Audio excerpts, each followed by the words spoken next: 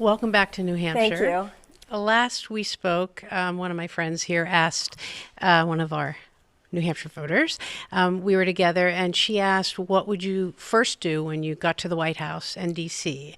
And if I recall correctly, you said you would soften D.C. I would what? Soften D.C., and you would paint the Oval Office pink, saying that it would soften the edges of that office. Are those still your priorities, and symbolically, perhaps? And if not, what are your top three priorities for a Williamson presidency? On the serious level first, and then we'll get to the more fun stuff about how to decorate the Oval Office. First thing I would do is cancel the Willow Project. The Willow Project is an $8 billion ConocoPhillips oil extraction project up on the north slopes of Alaska. The president likes to brag about the money of the green investment in the Inflation Reduction Act. Even though those are healthy and good investments, they are completely nullified by the money that we're spending on the Willow Project. Young people particularly are horrified by this. For those of you who are Democrats or left-leaning Democrats, I contend that our biggest problem is not Donald Trump for 2024, it's how many people, particularly young people, would just choose to stay home. The president has given more oil drilling permits than even Donald Trump did. So that's the first thing I would do. I would also, as I mentioned earlier, start to audit every cent spent by the Pentagon. I would cancel all contracts that the government has with union-busting companies. I would deschedule marijuana from a Schedule I drug.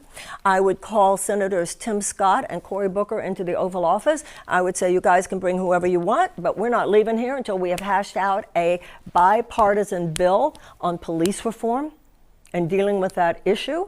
And after I had done those things and also started the work on the establishment of a Department of Peace, starting to put together also, I want to have an amazing conclave of the greatest experts on childhood. American children are in trouble. American children are in crisis, and that includes some of the children here in New Hampshire. We now know things about the brain of children that we didn't even know 10 years ago, neuroplasticity, et cetera. I want a major transfer of resources into the lives of children 10 years and younger. So I want to start saying, okay, get me those people. I want to hear, what do the brain scientists have to tell us? What do the educators have to tell us? Who are the people who know the most about early childhood? If we want an amazing economy 20 years from now, we're going to take better care of our children who are 10 years old and younger now. And I just have to say one thing before I leave on that and get to the Oval Office. You think we have a mental health crisis now? We are now raising a generation of children in elementary school who go to school every day praying they will not be shot today. You think we have a problem now? So that stuff gets addressed when I'm there. Okay, now the Oval Office.